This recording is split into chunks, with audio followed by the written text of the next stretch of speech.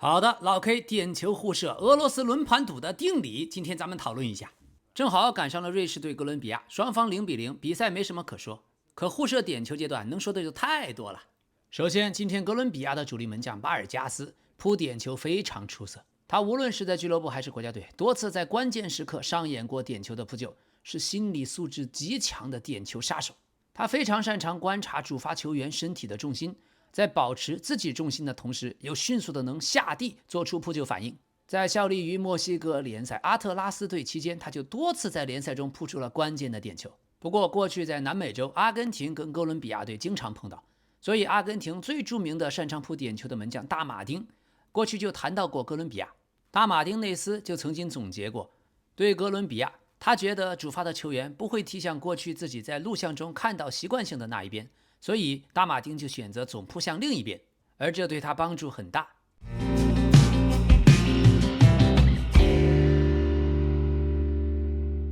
朋友們，世界杯終於可以休息一天了，但我真的感謝大家每天對節目的期待，對節目的支持，所以這裡屬於我們每一個球迷。喜歡的話，歡迎您訂閱，也感謝您的支持，也謝謝您的點讚、評論、熱推、分享。好，咱們繼續。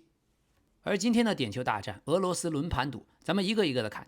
第一個，哥倫比亞出場的金特羅，其實一開始他的表情有些不對頭，但關鍵是他打中路，這才是真正的大心臟啊。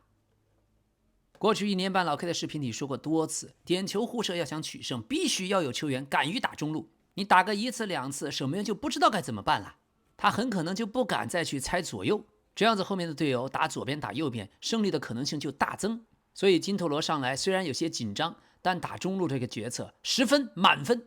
第二個出場的是瑞士這邊的隊長球星扎卡。根據老 K 互射點球階段的定理，球星和隊長最好不要罰，很容易被撲出來。也幸好是扎卡呀，力量特別大，他這個點球質量很低，門將已經用手撲到，可扎卡的射門力量太大，這也是非常重要的。踢點球一定要有最大的力量抽射，而且第二點一定要打在門框以內，千萬不要打橫梁或者門柱。所以第一輪雙方1-1，第二輪哥倫比亞的隊長桑切斯出馬了。首先他也犯了大忌，作為隊長本身是不適合互射點球的，而且他又是黑人，非常黑，黑人踢點球互射是真信不過。至於背後的心理學原因，留給專家們去做論文探討。而另外一點，達文斯·桑切斯除了自己是隊長，而且皮膚又特別黑，已經犯了2個忌諱了。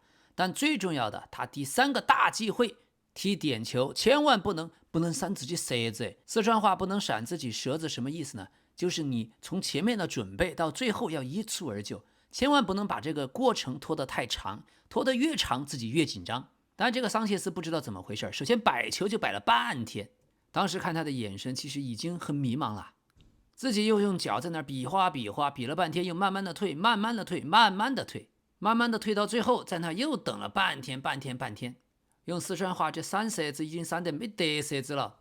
不過從策略上來說，他大膽的選擇了中路的上角，這是非常成功的。瑞士隊的門將已經撲向了另一側，而且他射門的力量也很大。但是最關鍵的，他輸給了自己的心理。面對一個門將已經撲出去的偌大空門，竟然踢在了橫梁上，所以就這一個點球罰丟，3大機會全部中招。即使想用踢中路這個絕招來破，又輸在了自己心裡的最後一關。而且桑切斯踢點球前和踢點球後，他的眼神都是非常迷茫，這給老 K 留下了深刻的印象。第二輪瑞士出場的阿姆杜尼，完全是用的前鋒踢點球的腳法。坦白講，這對心理素質的要求是極高的。因為在俄羅斯輪盤賭階段，稍微一點點的心理壓力就可能讓你的節奏和動作變形。無數過去在常規時間擅長踢點球的球員都是栽在了這裡，但阿姆杜尼挺住了。第3輪出場的哥倫比亞隊坎帕斯，也就是他在比賽中錯失了一次絕佳的單刀機會，近在咫尺，身邊沒有任何一個防守球員，竟然將球推高了。而且他同樣也是黑人球員，所以心理壓力是極大的。但有一點比較好，他在踢點球前眼神異常的堅毅，而且簡單。在這種時刻什麼都不想是一種天賦。越是球星往往越聰明，越聰明的人往往想的越多，越想得多反而就不容易踢進。但坎帕斯我感覺是個愣头青，非常簡單。我很喜歡他罰點球前的眼神清澈而且单純，既能解釋他為什麼能罰進，也能解釋常規時間的單刀為什麼踢飛。而坎帕斯這一次的點球，對方門將已經猜中了方向，但另一個細節救了他，這也是罰點球最重要的細節之一，一定要踢像他這樣的貼地球。門將即使猜中了方向，球卻從自己的身側，從自己的腰肋部的下方鑽了進去。這同時要滿足2點：你踢點球的球速必須極快，要大力的抽射；第二就是一定要貼着草皮飛，因為門將為了撲遠一點，他的蹬地比較充分，勢必就會撲向空中，所以最容易撲出來的點球就是半高球。但坎帕斯這一腳貼着草皮飛，恰恰就擊中了軟肋。而此時此刻，瑞士第3輪派出了阿坎吉。看到他一出馬，那一瞬間，老 K 兒子就驚呼起來：“阿坎吉球星啊，還是黑人，他怎麼能踢？”是的，而且阿坎吉又犯了忌諱，又在點球點前散了自己的舌子，也不知道他在想什麼。擺好了球之後，先看看自己左腳球鞋钉，再看看自己右腳的球鞋钉，本應該是一鼓作氣再而衰三而竭的事兒，他卻仍然不滿足，退了2步，又往前走了2步，然後才做好了準備。而且发点球前，他等待的時間也有些太長了。踢點球的方式也是老 K 最討厭的二段式。所以雖然哥倫比亞的門將依然是提前猜，提前已經撲出去，整個大空門都在阿坎吉面前，他也選擇了推中路。可這一腳高得之離譜，讓老 K 想起了當年斯塔姆的那一個高射炮。阿坎吉跟斯塔姆都一樣，是後防線的中間球隊最大的大牌，平時防守的時候異常的信得過。但這種大球星在點球互射的時候往往是最信不過，既是中後衛的腳法，同時還是瑞士隊陣中不多的黑人，這 buff 疊滿，踢不進去也就順理成章了。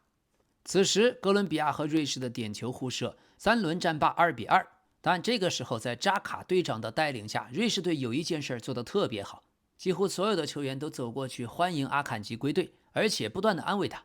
這既給自己的隊員們一種心理暗示，我們是團結的，任何時候我們都在一起，也給了對方一種心理暗示，哇，對面好團結。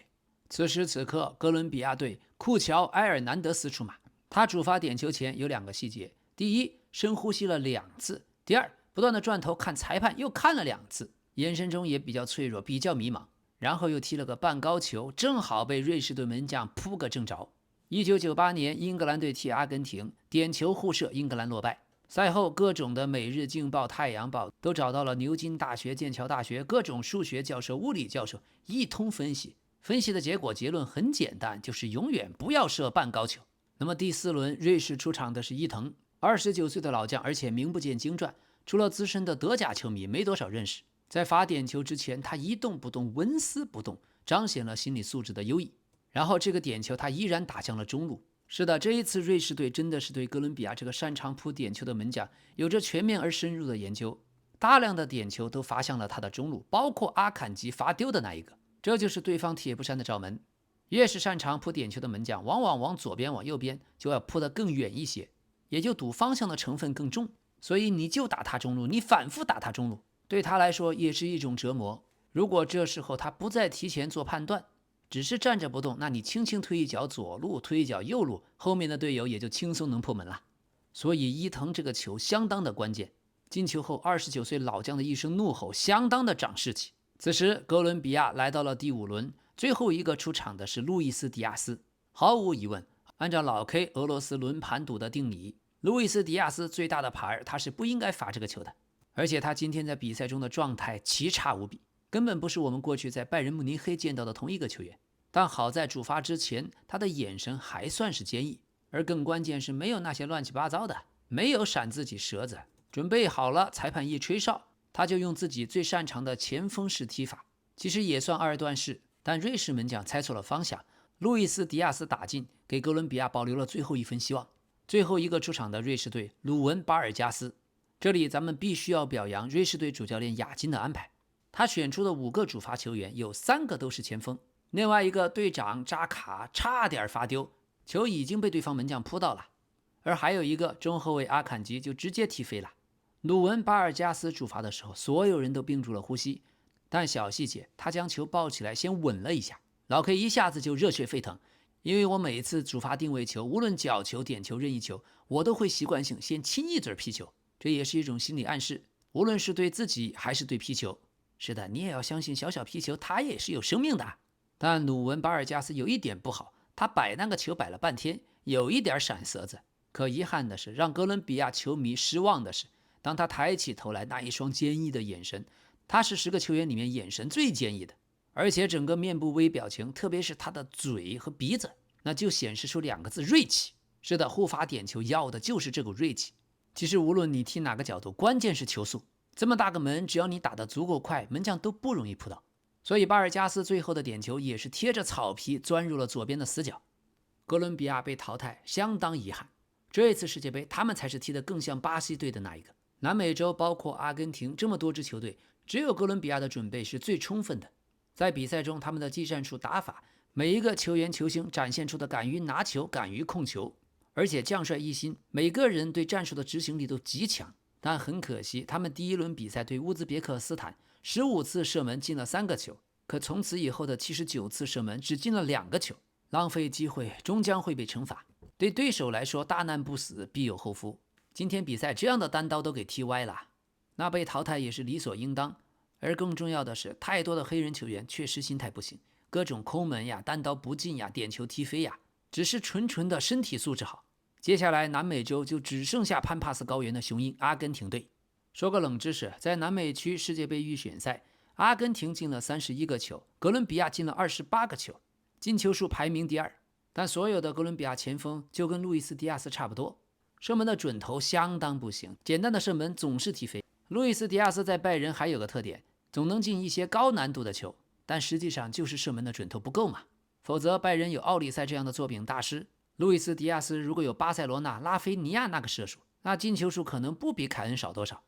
總之，這一屆的哥倫比亞給老 K 留下了深刻印象，尤其是34歲的哈梅斯·羅德里格斯，我們心愛的 J 羅，這麼多年球迷們都以為他像內馬爾一樣廢了，但本屆賽事表現相當驚豔。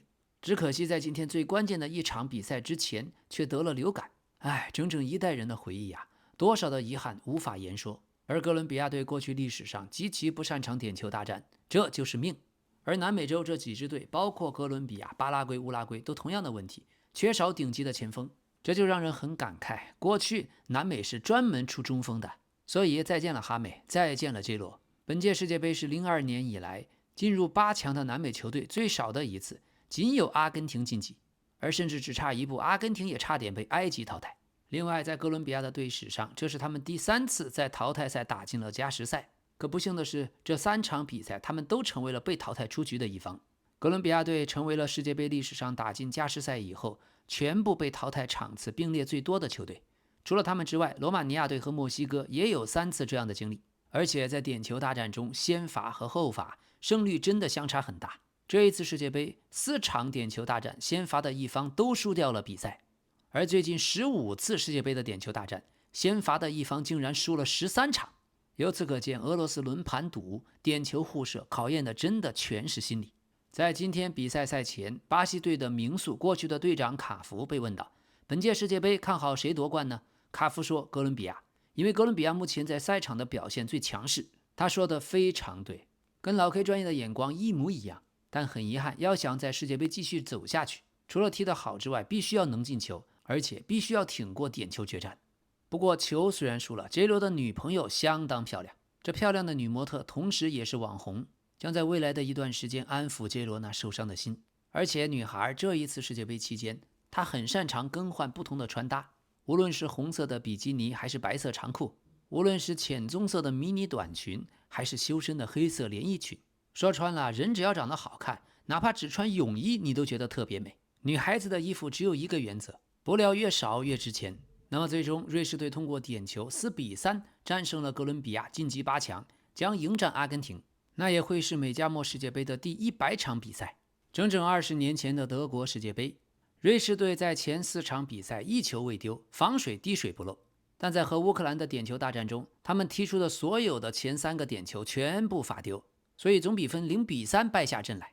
2016年的歐洲杯，年輕的扎卡也罰丟了點球，導致瑞士最終被淘汰。而今天作為隊長，扎卡第一個主罰命中，終於完成了救贖。而在貝利老先生去世以後，巴西終於有了新的接班人，卡福站了出來，勇敢地戴上了烏鴉嘴的帽子。那麼下一場瑞士對阿根廷，您覺得誰會勝出呢？歡迎在評論區留下您的預測，到時候咱們拭目以待，回頭再來看。好的，感謝您的訂閱，感謝您的支持，感謝您的點讚、評論、熱推和分享。這裡是老 K 足球新聞，一個有溫度的足球頻道，讓我們明天再見。